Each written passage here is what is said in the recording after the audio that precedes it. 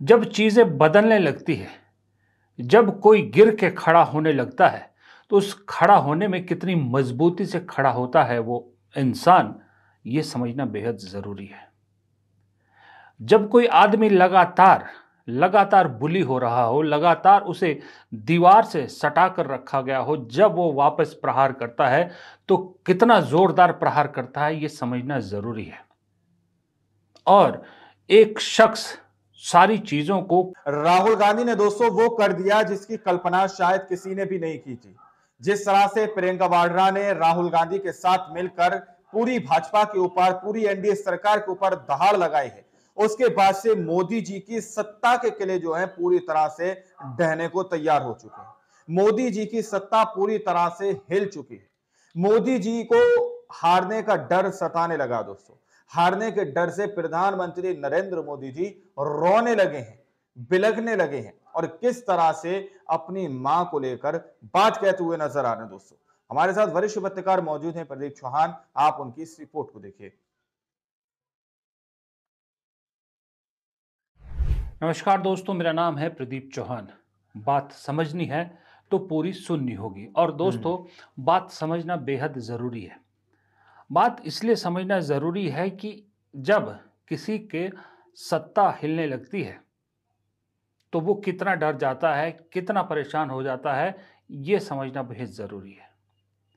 जब चीज़ें बदलने लगती है, जब कोई गिर के खड़ा होने लगता है, तो उस खड़ा होने में कितनी मजबूती से खड़ा होता है वो इंसान, ये समझना बेहद ज़रूरी है। जब कोई आदमी लगातार लगातार बुली हो रहा हो, लगातार उसे दीवार से सटा कर रखा गया हो, जब वो वापस प्रहार करता है तो कितना जोरदार प्रहार करता है, ये समझना ज़रूरी है। और एक शख्स सारी चीज़ों को कैसे बदल सकता है अपनी मेहनत से, ये समझना ज़रूरी है। मैं दावे के साथ कह सकती हूँ कि ये देश का पहला प्रधानमंत्री होगा जो आपके सामने इस तरह से झूठ बोलता है, जिसके दिल में इतनी भी भावना नहीं है कि मैं जनता के सामने बोल रहा हूं, मेरे मुंह से सच निकलना चाहिए। इन्होंने कितनी गाली दी हमारे परिवार को, इससे हमें कोई परवाह नहीं है। किसी को नहीं छोड़ा, माँ को नहीं छोड़ा, पिता को नहीं छोड़ा, दादी को नहीं छोड़ा, दादा को नहीं छोड़ा, परदादा को नहीं छोड़ा, भाई को नहीं छोड़ा, पति को नहीं छोड़ा, कोई बात नहीं करते रहे। 56 इंच का इनका सीना नहीं है, इनका सीना। दोस्तों, आप सोच रहे होंगे कि मैं बदलने की बात कर रहा था, अचानक बीच में प्रियंका गांधी का पुराना बयान मैं क्यों आपको सुना रहा हूं। दरअसल ये बयान उसी कड़ी का एक पहले का पार्ट कह सकते हो आप। दरअसल मैं जिस शख्स की बात कर रहा हूं उस शख्स का नाम राहुल गांधी है। कि राहुल गांधी ने पिछले 1-1.5 महीने में वो कर दिखाया जो अकल्पनीय लग रहा था। 1 महीना पहले तक अद्भुत, या यूं कहे कि इम्पॉसिबल, जिसको लगता, अद्भुत तो नहीं, इम्पॉसिबल जिसको कहा जा रहा था, इम्पॉसिबल को पॉसिबल यानी असंभव को संभव करके दिखा दिया 1 महीने में। 1 महीने में इस देश की राजनीति का पूरा जो काया पलट है वो कर दिया है राहुल गांधी। पूरी तरह से काया पलट कर दिया राहुल गांधी। 1 महीना पहले तक जो प्रधानमंत्री विश्व गुरु का ठप्पा लिए, 56 इंच की छाती लिए दहाड़ते थे, आज वो अचानक प्रार्थना करते नजर आ रहे हैं। प्रियंका गांधी का ये बयान पुराना मैंने इसलिए सुना है कि आज जिस तरह से प्रधानमंत्री ने आधे घंटे 35 मिनट के भाषण में 30 मिनट 35 मिनट के भाषण में 30 मिनट सिर्फ और सिर्फ विक्टिम कार्ड खेला, ये कहते हुए कि मेरी मां को कांग्रेस और आरजेडी के मंच से गाली दी गई। पहली बात तो हैरान करने वाली ये बात थी कि प्रधानमंत्री जो कोई मौका नहीं छोड़ते किसी उद्घाटन का, किसी उसका, आज वो क्यों मजबूर हुए कि बिहार की जनता को सौगात देने या बिहार में योजनाओं को शुरू करने के लिए ऑनलाइन सहारा लेना पड़ा उन्हें। क्योंकि कल जो पटना में हुआ राहुल गांधी की यात्रा के समापन के बाद, अफरा तफरी में, जल्दबाजी में आज ये कदम उठाया गया कि इसी तरह से कम कुछ तो कहो, और 35 मिनट में से 30 मिनट सिर्फ इस बात पे कि मेरी माँ को गाली दी, वो भी उस शख्स ने जिस शख्स का शायद कांग्रेस से कोई लेना देना नहीं है, जिस मंच पर ना राहुल गांधी गए ना तेजस्वी गए, वहां से किसी शख्स ने गाली दी, और जिसकी हम भर्त्सना करते हैं, उस दिन भी की थी, उसके बाद भी की थी, आज भी भर्त्सना करते हैं कि किसी की माँ को गाली देना इंसानियत को गाली देना है। ये किसी भी धर्म, किसी भी मजहब, किसी भी पार्टी, किसी भी दल में अलाउड नहीं होना चाहिए, और ऐसे शख्स को कड़ी से कड़ी सजा देनी चाहिए, क्योंकि माँ होती है, चाहे वो प्रधानमंत्री की हो, चाहे वो किसी आम आदमी की हो, चाहे किसी गरीब आदमी की हो। माँ सबसे ऊपर होती है, भगवान के बराबर दर्जा होता है, इसलिए माँ को गाली देने का हक किसी को नहीं है। लेकिन उसी चीज़ को अगर कोई विक्टिम कार्ड बना के खेले तो फिर सवाल तो बनता है, क्योंकि वो कहते हैं ना कि जिसके घर खुद का घर शीशे का हो वो तो दूसरों के घरों पे पत्थर ना ही फेंके तो अच्छा है। प्रधानमंत्री अपनी मां का जिक्र करते हुए आधा घंटा उसी विक्टिम कार्ड को खेलते रहे, लेकिन उन्हीं के पुराने बयान वो जो दर्ज हो चुके हैं उनका क्या होगा। कांग्रेस की विधवा 50 करोड़ की गर्लफ्रेंड दीदी और दीदी, कांग्रेस की नेता, एक सबसे बड़ी नेता भाग जाएगी, ये हो जाएगा वो जाएगा, किसने बोला था? मंगलसूत्र छीन लेंगे, ये छीन लेंगे, किसने बोला था? कपड़ों से पहचानने वाली बात किसने की थी? खुद प्रधानमंत्री ने की थी। चलिए उसको भी छोड़ते हैं। प्रधानमंत्री ने कहा मेरी मां को गाली दी, माफी मांग रहे। बीजेपी राहुल गांधी तेजस्वी से माफी मांगने को कह रही है।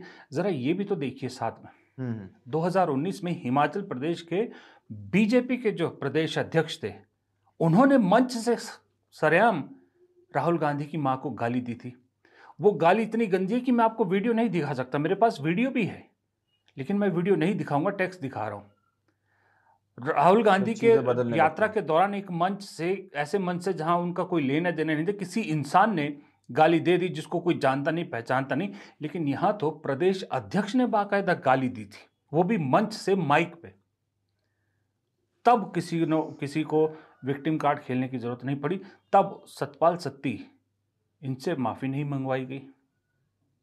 चलिए ये भी छोड़ते हैं, इससे एक कदम आगे हाल फिलहाल में देखते हैं। जो मैंने कहा ना, मां तो सबकी बराबर होती है। इसी बीजेपी के राष्ट्रीय प्रवक्ता प्रेम शुक्ला, समझना बेहद जरूरी है, उन्होंने एक राष्ट्रीय चैनल पर कांग्रेस के प्रवक्ता सुरेंद्र राजपूत की मां को जो बहुत ही घटिया गाली दी थी, उसका क्या हुआ? उस पर क्या कार्रवाई हुई? उनसे किसने माफी क्यों नहीं मंगवाई? उनको पार्टी से निकाला क्या? सुरेंद्र राजपूत आज यही तो सवाल पूछ रहे हैं प्रधानमंत्री से कि प्रधानमंत्री जी, क्या आपकी मां है और मेरी मां कुछ नहीं? मैं प्रधानमंत्री जी की इस बात से सहमत हूं कि प्रधानमंत्री जी की मरी हुई मां को गाली देना करोड़ों माओं को गाली देना है और दोषियों के खिलाफ कठोरता से कार्रवाई होनी चाहिए। और प्रधानमंत्री जी, जैसे आपकी मां है वैसे मेरी भी मां है। मेरी भी मां को, मेरी भी मरी हुई मां को आपके राष्ट्रीय प्रवक्ता ने बहुत नीच, निर्लज्ज और भद्दी गाली दी थी, और वो भी खुलेआम, एक बहुत प्रतिष्ठित चैनल बयान क्यों सुना रहे हैं? खुलेआम गाली दी थी। क्या किया आपने उसके खिलाफ? क्या आपने माफी मांगी? जैसे आप राहुल गांधी जी से माफी मंगवाना चाहते हैं, जो कि उस मंच पर नहीं थे, तेजस्वी जी उस मंच पर नहीं थे, छोड़ के जा चुके थे, हमारा कोई कार्यकर्ता था, या हमें तो उम्मीद है कि वो आपका कार्यकर्ता था। आप राहुल गांधी से माफी मांगने के लिए कह रहे हैं। मैंने तो आपको पत्र भी लिखा था, क्या आपने कोई कार्रवाई की भारतीय जनता पार्टी के उस प्रवक्ता के खिलाफ? क्या भारतीय जनता पार्टी के प्रवक्ता कानून से इम्यून है? क्या आपने एफआईआर की? क्या मेरी मां को गाली देने वाले भारतीय जनता पार्टी के राष्ट्रीय प्रवक्ता को आपने पार्टी से हटाया? वो आज भी प्रवक्ता के पद पर है, आज भी चैनल्स पर डिबेट कर रहा है। ये दरअसल और कुछ नहीं है, मैं बताता हूं आपको। ये है कि बोलने के लिए कुछ है नहीं, सवाल तीखे हैं, जवाब है नहीं, इसलिए कुछ तो बोलना है। और ये प्रधानमंत्री की खासियत है विक्टिम कार्ड खेलना। विक्टिम कार्ड खेलने में वो महारत है, लेकिन प्रधानमंत्री ये भूल गए कि पिछले 11 साल से वो बहुत सी चीज़ों में महारत हासिल की हुई थी। उन्होंने हिंदू मुसलमान करने में महारत हासिल की हुई थी, गालियों का रिकॉर्ड रखने में महारत हासिल की हुई थी, विक्टिम कार्ड खेलने सीधे में तौर महारत पर हासिल बराबरी थी, की जा रही है विश्व विपक्ष गुरु की की तरफ से महारत भी। हासिल थी, हल्के में ना 56 ले इंच की विपक्ष महारत को। हासिल थी, लेकिन वो सब के सब आज की डेट में धराशायी हो चुके हैं। इसी तरह से ये विक्टिम कार्ड भी धराशायी हो गया। इसलिए प्रधानमंत्री ने ज्यों ही इसका जिक्र किया, आधा घंटा इस पे लगाया, तो सोशल मीडिया पे बाढ़ आ गई उनके पुराने बयानों की और साथ में प्रेम शुक्ला के बयानों की, सतपाल सत्ती के बयान की, कि वो माँ नहीं है क्या? माँ सिर्फ प्रधानमंत्री की हो सकती है, बाकी माँओं का कोई गौरव नहीं है, बाकी माँओं की कोई इज्जत नहीं है। लोग ये सवाल पूछ रहे हैं, जवाब देने वाला कोई नहीं है, क्योंकि जवाब इसका है नहीं। दूसरी तरफ जिस राहुल गांधी को लेकर बहुत सारी चीजें बीजेपी ने पिछले 11-12 साल से चलाई, आज वो बीजेपी खुद कंफ्यूज है कि बोले तो बोले क्या। आपको ये देखिए, ये किरण रिजिजू हैं, ये 8 जनवरी 2024 का बयान है। तब ये कहते थे कि राहुल गांधी को किसी को सीरियसली नहीं लेना चाहिए, वो कोई भी यात्रा करे वो मैच्योर नहीं है, इसलिए उनकी बातों को सिर्फ हंस देना चाहिए और टाल देना चाहिए। आज वही किरण रिजिजू कह रहे हैं कि राहुल गांधी को बेवकूफ समझने की गलती नहीं करनी चाहिए, वो कोई मूर्ख नहीं है, वो जो भी करते हैं बहुत कैलकुलेटेड कॉन्स्पिरेसी से करते हैं। और ये भी कह रहे हैं कि राहुल गांधी को हमने पप्पू नहीं कहा, कांग्रेस ने खुद कहा था, यानी कि अपना ही थूका हुआ खुद चाट रहे हैं। पहले गलत थे कि अब गलत है, समझ में नहीं आता। समझ में नहीं आता इन भक्तों का। कभी कहते हैं कि राहुल गांधी, पहले कहते थे चीन का जासूस है, चीन के लिए काम करता है, आज चीन को अपना नया पापा बना लिया, तो अब कहते हैं राहुल गांधी अमेरिका के इशारों पर काम करते हैं। अरे एक स्टैंड तो रखिए, कहीं तो रुकिए। लेकिन वो है ना कि बिन पैंदे के लोटे हैं, कहीं को भी गिर जाते हैं। असलियत यही है कि अब कुछ बोलने के लिए बचा है नहीं। जानते हैं कि पैरों के नीचे से जमीन रेत की तरह फिसल रही है। दूसरी तरफ जहां जमीन नहीं थी, वो जमीन कितनी। दोस्तों, आप लोगों ने इस वीडियो को शुरू से आखिर तक देखा। वीडियो के अंदर साफ तौर पर बात की गई है कि किस तरह से प्रियंका गांधी वाड्रा का एक बयान वीडियो के अंदर दिखाया गया कि किस तरह से पहले कांग्रेस के खानदान को, कांग्रेसियों को पूरी तरह से गाली दी गई, कांग्रेसियों की तरफ से जिस तरह की बात कही गई दोस्तों, उसके बाद प्रियंका वाड्रा ने सीधे तौर पर कहा कि हमारे ऊपर, हम पर जो गालियां बकी गई, हमने उसका कोई जवाब नहीं दिया। एक तरफ प्रधानमंत्री नरेंद्र मोदी जी विक्टिम कार्ड खेल रहे थे कि उनकी मां को गाली दी गई। कहां पर गाली दी गई? बिहार के अंदर गाली दी गई। कहां से गाली दी गई? जिस मंच से राहुल गांधी ने अपना भाषण दिया था, वहां से कार्यक्रम खत्म होने के बाद उस मंच से जब राहुल गांधी चले गए, उसके बाद किसी ने भीड़ में से गाली बक दी। ये कुछ हुआ है। आप लोगों ने इस रिपोर्ट को देखा सुना, आप लोग इस रिपोर्ट के बारे में क्या सोचते हैं, क्या समझते हैं, अपनी राय कमेंट सेक्शन में जरूर दीजिएगा। मिलते हैं अगली वीडियो में, जब तक के लिए जय हिंद, जय भारत।